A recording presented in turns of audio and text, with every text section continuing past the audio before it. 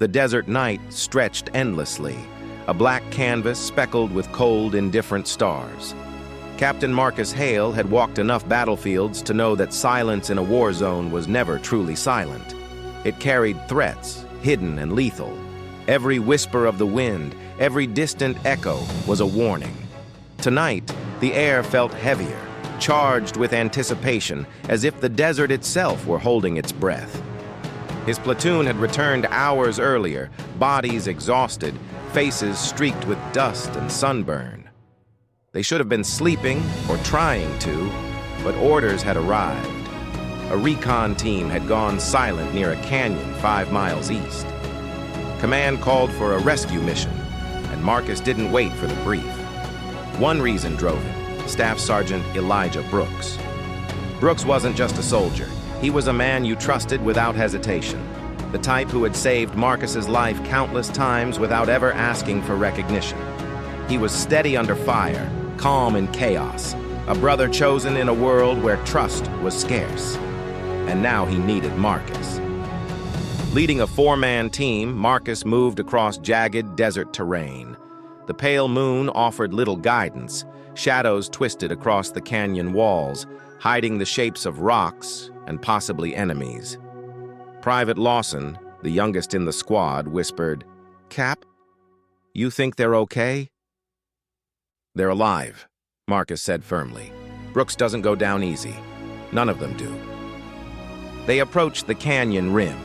Below lay a labyrinth of jagged rock formations, narrow passages and sharp drop-offs. Radios crackled with static and faint broken voices. "Move slow," Marcus whispered. "Eyes open. Guns ready." Descending into the canyon, they smelled burning fuel, sharp, acrid, stinging. Ahead, the twisted wreckage of a Humvee smoldered, riddled with bullet holes. 2 soldiers clung to life. Specialist Decker with a shattered leg, Corporal Sandoval unconscious, bleeding from a gash across his forehead.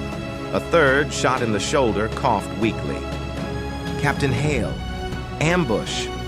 They came out of nowhere." "Where's Brooks?" Marcus demanded. "He stayed behind. He covered us, told us to run," the soldier said, fear mingling with awe. Marcus felt his stomach tighten. Brooks had stayed behind, alone, against unknown enemies. "Which way?" Marcus asked.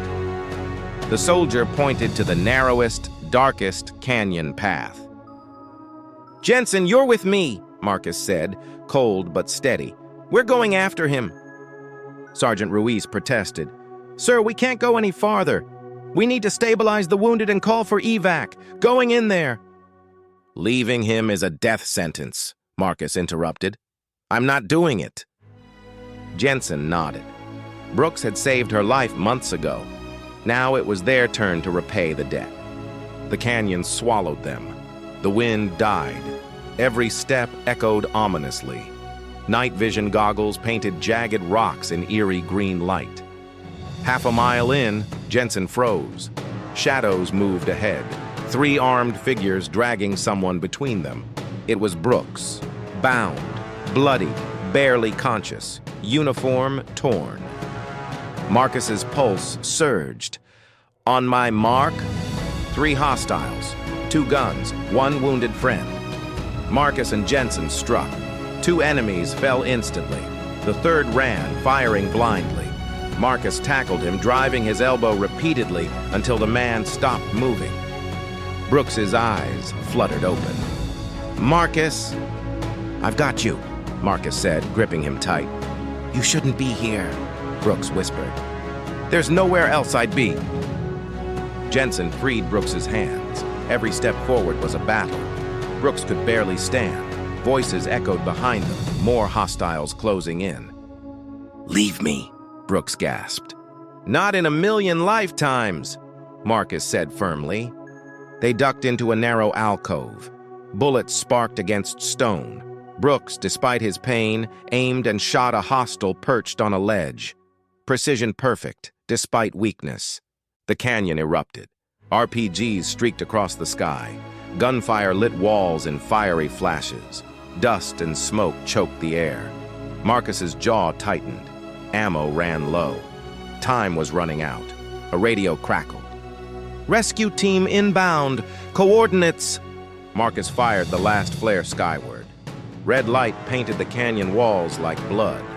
Moments later, the thunder of helicopter blades filled the air. Black Hawks descended, spotlights slicing through darkness. Door gunners opened fire, scattering hostiles. Marcus hoisted Brooks onto his shoulders, blood soaking both uniforms, signaling thumbs up as the hoist lifted them. Brooks collapsed, trembling. "I told you! I'm not leaving you!" Marcus whispered. "Thank you," Brooks muttered, then passed out. 4 months later, Brooks underwent surgeries for broken ribs, internal bleeding, and a severe concussion. Marcus visited daily, never missing a single moment. The weight of guilt and relief hung over him like a storm. Brooks's young daughter hugged Marcus tightly, whispering, "My daddy said you're his hero." Marcus choked back tears. "No, sweetheart. He's mine." Even after recovery, the memories lingered. Every night, Marcus relived the canyon. The smell of smoke, metallic taste of fear, echo of his own heartbeat. He thought of the boy who clung to his leg, civilians guided to safety, Brooks's battered face. They were alive, yes, but the cost would echo forever. Weeks later, Marcus returned to the canyon site with the squad. They combed every path, looking for survivors, checking every hollowed rock. It was a silent tribute, a ritual among soldiers. Honor the fallen, remember the brave. Every stone reminded him of Brooks's courage. Every whispering wind of the night, he almost lost him. Flashbacks haunted him. The firefight in Kabul when Brooks had shielded him from a grenade blast. The convoy ambush in Iraq when Brooks had dragged him out of burning wreckage.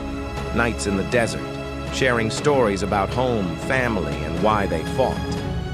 Those memories fueled Marcus now, giving him strength to carry Brooks through the canyon. A year later, Brooks returned to Marcus's door, healthy, strong, smiling. "I'm re-enlisting," he said.